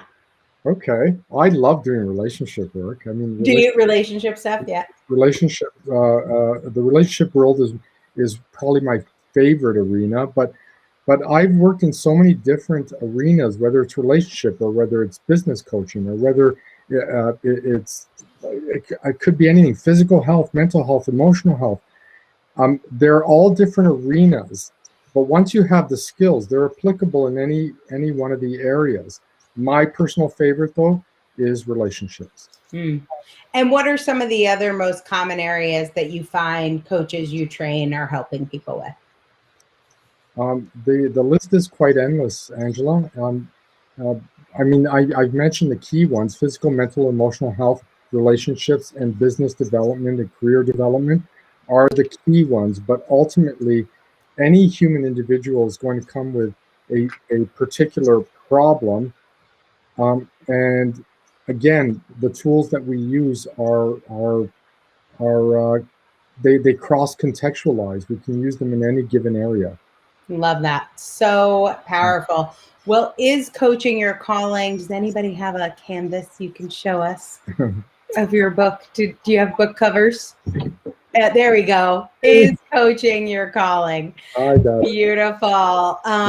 Very excited about this book. You can get it now on Amazon. We've got just a quick panel chat. I am going to bring Lauren and Kathleen back on. Here they are. Hello, everybody. I wanted to chat with you guys. Obviously, you all have businesses and you've used your books to grow your businesses. I wanted to get your take on the Author Incubator. What do you think is the best part of the Author Incubator? What are some of the highlights? Anyone have a shout out, somebody on the team who helped them, or some of the favorite things about the program that have helped you get your book or books done? Who wants to go first? Yes, Lauren. I want to just say that Natasha did an excellent job as my editor. As we all did, had a lot of life going on, and my manuscript I was not proud of it the first time around. And I knew what my message was, but wasn't sure how to approach it. And she did an excellent job. The whole thing really was a team effort. I love that. Natasha is amazing. It really takes a village with a book. So my piece is the business strategy and the book strategy. Ramses comes in to make sure your mindset's in the right place. The editors and the proofreaders and the designers all make sure it's actually a good book that we get out there. And so I wonder, you know, getting this book done with everything you had going on, Kathleen, because you had, wow, kind of a busy few months. You, like me, you had a post-COVID redesign your whole business year while writing a book. Do you think you would have gotten this book done without the Author Incubator? And if not, what were the things that made this happen? No, I think the Author Incubator has helped a lot. Like you said, I've ended up to get a lot of clarity on who I want to work with and how I help them. And my coaching levels are around the books, right? So I have one more book I need to write because I have 3 coaching levels. But Author Incubator helped me, the business side with other entrepreneurs. But Erica, as an editor, also really helped me because this was more of a memoir and it was personal, and some of that was really difficult, right, to write about. And she really helped me kind of pull some of that out. So no, there's no way. I mean, I took 8 weeks off this year. I hiked across Spain. I got engaged. COVID happened. We totally restructured our business. There's no way I would have gotten the book done without the filmed a movie, or at least half of one. Filmed, yeah, no, and I filmed a movie. True, I forgot. Yes, there's that. Yeah. So why? What do you think? I mean, Erica, big piece. Structure, deadlines. What do you think about it worked? I think it forced me in a good way to organize my thoughts, and that ended up to help me organize my business better. And I think we'll come out better as a business because of that clarity. So exactly what I do with other leaders, I felt like I went through with this process. I got more clarity, I got more confidence, and that allowed us to expand our business. Even with COVID, we have a 7-figure business, which is great, but we want to expand, and we needed to connect with other businesses doing what we do to do that more smoothly. And that really helped us. Well, I think that's actually one of the fringe benefits of this program is you can see how I've set up my program. You can see my team. You can see how I coach. And I had one author, you guys might know her. She's amazing. Her name is Misty Lone. And Misty would take notes in my classes, and she put a line down the page, and half the page was what I was teaching about book launches or writing or whatever. And the other side was what I was doing, like get tablecloths with logo. I don't know what it said, but she wrote down everything I was doing and what my team was doing in addition to the actual stuff you're learning. So Laura, you've had a behind the scenes. I'm going to shout you out here because you've been coaching me. Coaches need coaches.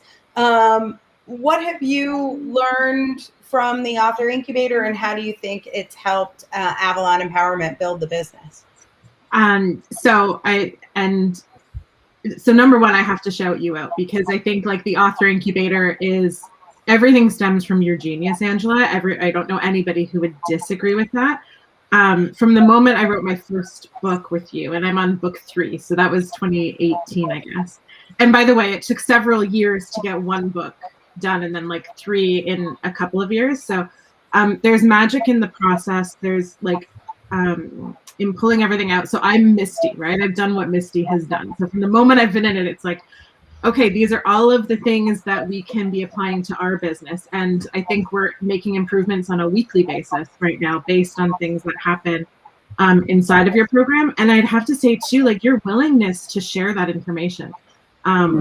All of us in the program, you're very willing to say, here's exactly what I'm doing, and deconstruct that. And not everybody gives their clients a backstage look at their business structure and their business model and everything from your financial information to ad spends to how to write copy. It's all there. So we even share a marketing guy now. We share everything. When you're sharing marketing, guys, that's really the moment. Kelly or Ernie, anything you guys want to add? Any shout outs or things that have helped you in your time? For sure. I mean, definitely a big shout out to Laura. She led the process for us. So that was really amazing. I think that for many of us, you know, and I think this may be true for a lot of your authors, there's a knowing of the why, right? People know why they want to write a book and why and who they want to help, but it's the how, right? How exactly do I do that? And I think the author incubator gave us the how. It gave us the process. It gave us a way that 3 of us could manage to write a book, which seems like it would be easier, but it actually comes with all kinds, like some other challenges. But when you have the how and the process, it really helps to manage all of that. Love that. And I'll add to that, if I may, Angela. Our time with you and the Author Incubator has been absolutely phenomenal on so many levels. You know, not only, you know, beyond the process of writing books, your advice, your counsel, your wisdom, your business savvy has been absolutely extraordinary. It has really opened up our worlds, allowed us to think and see things differently, and we've profited tremendously on so many levels as a result. So my gratitude to you and the phenomenal team that you have.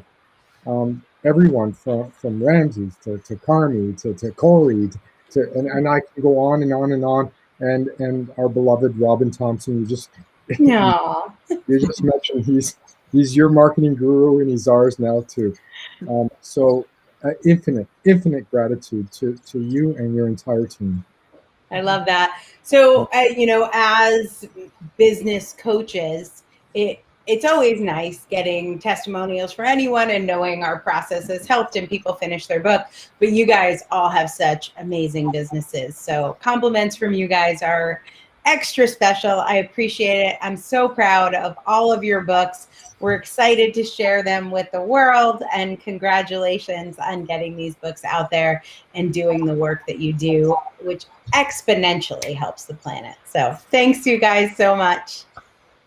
Thank you all for being with us. We have loved spending today with you. I'm going to bring Ramses back. I'm inspired. Are you inspired? I don't know. I think we should write a book. Yeah, right? If you want to write a book, go to theauthorincubator.com/apply. That's our mission, y'all. And I will tell you that you've met, I think 15, maybe 17 authors, depending on if we include puppies.